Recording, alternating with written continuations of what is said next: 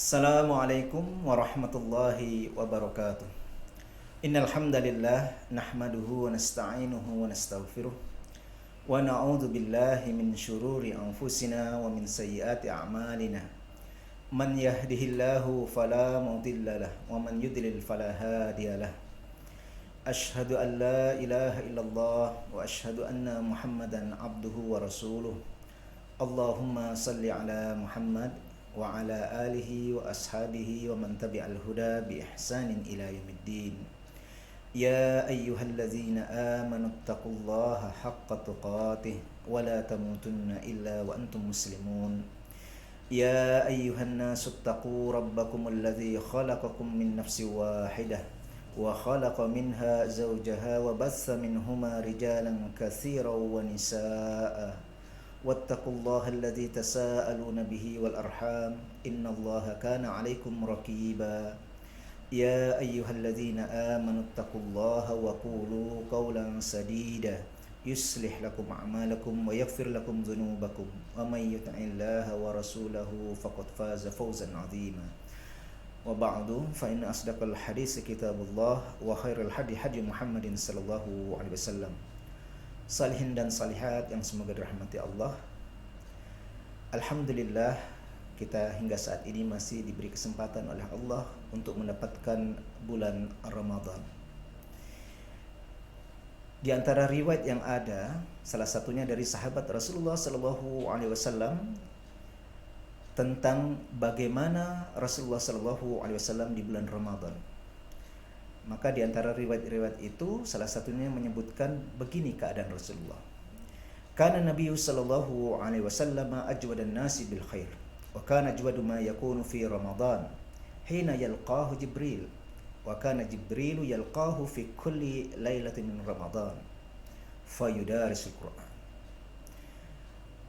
Rasulullah sallallahu alaihi wasallam itu diriwayatkan oleh sahabat yang mulia ini digambarkan begini kalau masuk bulan Ramadan itu. Rasulullah sallallahu alaihi wasallam itu orang yang paling pemurah. Tetapi di bulan Ramadan Rasulullah sallallahu alaihi wasallam menjadi lebih pemurah lagi. Mengapa demikian? Dari penjelasan di dalam matan hadis ini disebutkan hina yalqahu Jibril. Ketika itu Jibril sering menemui Rasulullah sallallahu alaihi wasallam. Dan Jibril menemui Rasulullah sallallahu alaihi wasallam itu di malam hari, di setiap malam di bulan Ramadan. Untuk apa? Lanjutan matan hadis ini menjelaskan fayudaris Quran, untuk mendaras Al-Quran. Nah, dari riwayat ini setidaknya kita mendapatkan dua pelajaran penting yang menjadi contoh untuk kita bagaimana kita mengisi bulan Ramadan itu. Karena sejatinya bulan Ramadan ini adalah momentum atau waktu yang menjadi titik akumulasi dari setiap bentuk-bentuk kebaikan yang telah kita biasakan di bulan-bulan yang lain. Yang biasa sholat malam, maka puncaknya adalah bulan Ramadan. Yang biasa bersedekah, maka puncaknya di bulan Ramadan. Karena di bulan Ramadan amal-amal saleh itu dilipat gandakan pahalanya. Dari riwayat yang saya bacakan tadi, setidaknya ada dua. Yang pertama itu adalah tentang bersedekah, dan yang kedua adalah tentang mendaras Al-Quran, membaca Al-Quran. Salihin dan salihat yang semoga dirahmati Allah. Maka bulan Ramadan ini adalah momentum kita setidaknya mengambil dua amaliyah ini. Yang pertama adalah memperbanyak sedekah. Yang kedua adalah memperbanyak membaca Al-Quran. Ibnu Hajar Al-Asqalani rahimahullah menjelaskan matan hadis ini yang berkenaan dengan tadi disebutkan fayudaris Quran. Darasa yadrusu itu belajar, tetapi ketika menjadi darasa yudarisu itu menunjukkan momen saling belajar. Sehingga dijelaskan bagaimana kejadiannya. Bagaimana kira-kira bentuk peristiwanya itu? Jibril membacakan Al-Quran, Rasulullah SAW mendengarkan. Lalu setelah selesai maka bergantian Rasulullah Shallallahu Alaihi Wasallam yang membaca Al-Quran dan Jibril mendengarkan. Darasa yudarisu, fayudarisul Quran, sampai ke kita menjadi tadarusan. Nah, Rasulullah Shallallahu Alaihi Wasallam tidak hanya memberikan contoh dalam bentuk amalia. Dalam satu momen, dalam riwayat yang sahih, Rasulullah Shallallahu Alaihi Wasallam diriwayatkan beliau bersabda, memberikan motivasi dan menjelaskan fadilahnya. Rasulullah Shallallahu Alaihi Wasallam diriwayatkan beliau bersabda, "Wa majtama'a qaumun fi baitin min buyutillahi yatluna kitaballahi wa yatadarasunahu bainahum illa nazalat alaihimus sakinah wa ghasyathumur rahmah wa haffathumul malaikah wa dzakarallahu fi man indah wa dzakarahumullahu fi man indah." Salihin dan salihat yang semoga dirahmati Allah. Rasulullah Shallallahu Alaihi Wasallam menjelaskan dalam satu momen, tidaklah suatu kaum itu berkumpul di masjid, ya, di suatu masjid di antara masjid-masjid Allah. Fi baitin min buyutillah. Terjemahnya adalah di suatu masjid di antara masjid-masjid Allah, yatluna kitab Allah, yang di dalamnya mereka itu melakukan, ya, tilawah terhadap kitab Allah, membaca Al-Quran. Wa yatadarasunahu bainahum, dan mendarasnya, mempelajarinya. Tadi bentuknya, salah satu bentuk mendarasnya adalah yang satu membaca, yang lain mendengar. Nanti melihat jika ada yang terjadi kesalahan, nanti diperbaiki dan seterusnya. Itu proses mendaras, termasuk mengkaji maknanya dan kandungannya. Apa fadilahnya? Dalam riwayat tadi disebutkan, nazalat alaihimus sakinah, ketenangan itu akan turun kepada mereka. Kemudian yang berikutnya, wa ghasyiyatuhumur rahmah, mereka akan diliputi oleh kasih sayang Allah, oleh rahmat Allah. Wa haffathumul malaikah, malaikat akan menaungi mereka. Dan yang terakhir ini yang berat, wa dzakarahumullahu fi man indah, mereka yang mengaji itu, yang mendaras Al-Quran itu, yang membaca Al-Quran itu, yang melakukan tilawah itu, mereka disebut oleh Allah di hadapan para malaikatnya yang berada di sisi Allah. Jadi tadi disebutkan fayudarisul Quran pada riwayat yang pertama. Pada riwayat yang kedua disebutkan wa yatadarasuna, mendaras. Nah, di sinilah kaitannya itu, ada fadilah. Salihin dan salihat yang semoga dirahmati Allah. Selain itu, tentu agar memotivasi kita untuk kita lebih dekat kepada Al-Quran, ya, Rasulullah Shallallahu Alaihi Wasallam dalam suatu momen telah menjelaskan fadilahnya. Man qara'a harfan min kitabillahi ta'ala falahu bihi hasanah, fal hasanatu bi'ashri amsalihha, wala aqulu alif lam mim harf, walakin alifun harf, wa lamun harf, wa mimun harf. Barang siapa yang membaca satu huruf dari ayat-ayat Allah itu, kitabullah, Al-Quran itu, maka Allah tetapkan setiap satu huruf itu satu kebaikan. Falahu bihi hasanah, setiap satu huruf satu kebaikan. Fal hasanatu bi'ashri amsalihha, tapi Allah Maha Pemurah. Yang satu kebaikan tadi Allah lipat gandakan menjadi 10. Lalu Rasulullah SAW menegaskan, wala aqulu alif lam mim harf, tidaklah aku katakan alif lam mim dihitung sebagai satu huruf. Setiap alif dihitung satu huruf. Ini tetap yang benar ini. Setiap alif satu huruf, setiap lam terhitung satu huruf, setiap mim terhitung satu huruf. Semisal kita membaca 3 ayat saja, misalnya contohnya, ya, surat Al-Kautsar, kita mengambil dari situ 3 ayat saja. Berapa huruf? Bismillahirrahmanirrahim, 19 huruf. Berapa fadilah yang kita dapatkan? Dalam kesempatan yang lain, Rasulullah SAW itu memutlakkan fadilah Al-Quran itu bagi yang membacanya.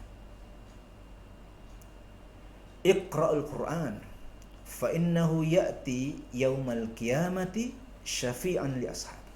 Bacalah kalian oleh Al-Quran itu, Karena sesungguhnya kelak di hari kiamat itu dia akan datang membawa syafaat bagi pembacanya.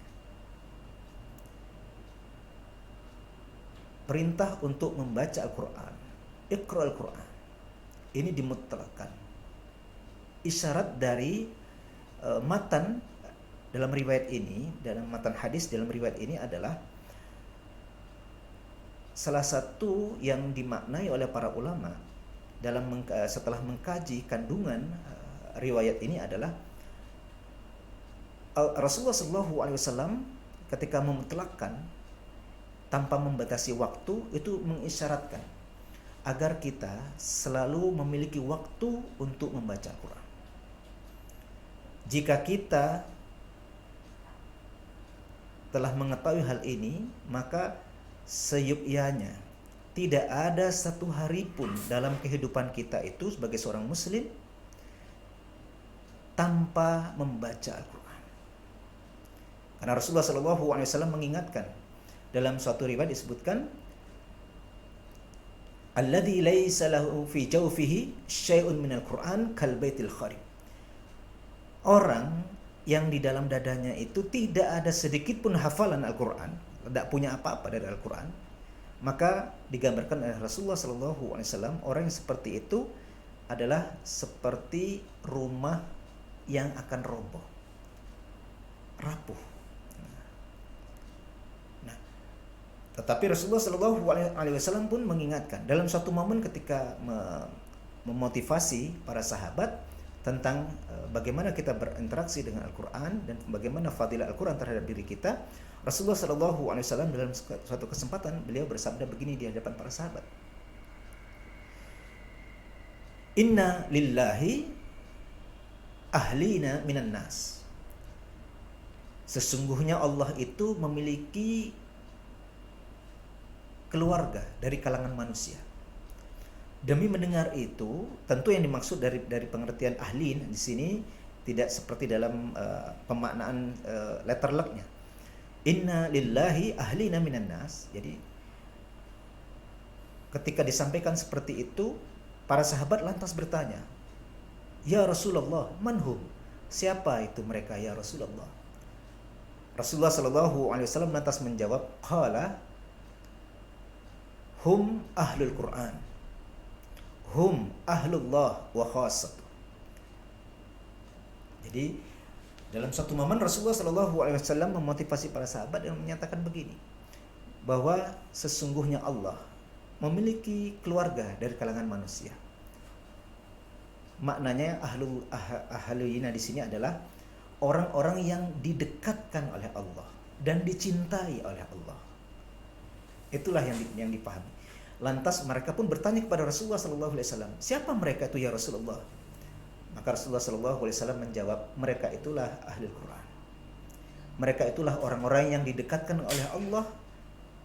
Kemudian mereka itulah orang-orang yang dicintai oleh Allah. Dan mereka itulah orang-orang yang diistimewakan oleh Allah. Tetapi ahlul Quran di sini dijelaskan oleh para ulama. Siapakah ahlul Quran itu? Maka disebutkan dan dijelaskan oleh para ulama berdasarkan ayat-ayat yang ada di dalam Al-Quran, kemudian hadis-hadis Rasulullah SAW.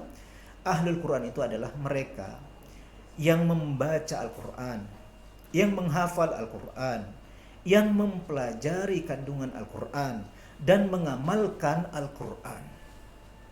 Jadi bukan hanya membacanya, yang membacanya, yang menghafalnya, yang mempelajari kandungannya, lalu mengamalkannya. Inilah ahlul Quran.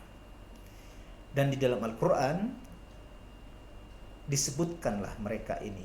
Setidaknya di dalam surat Fatir ayat 29 hingga 30 disebutkan, Innal ladzina yatluna kitaballahi wa aqamus salata wa anfaqu mimma razaqnahum sirra wa alaniyatan yarjuna tijaratan lan tabur liwaffiyahum ujurahum wa yazidahum min fadlih innahu ghafurun syakur.